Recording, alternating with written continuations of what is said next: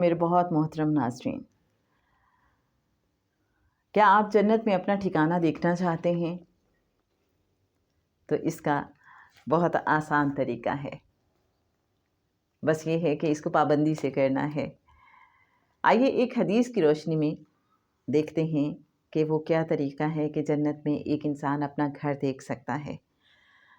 حضرت انس بن مالک رضی اللہ تعالیٰ عنہ سے مروی ہے کہ نبی کریم صلی اللہ علیہ وآلہ وسلم نے فرمایا، جو شخص ایک دن میں 1000 مرتبہ مجھ پر درود شریف پڑھ لیا کرے، وہ اس وقت تک نہیں مرے گا جب تک جنت میں اپنا ٹھکانہ نہ دیکھ لے۔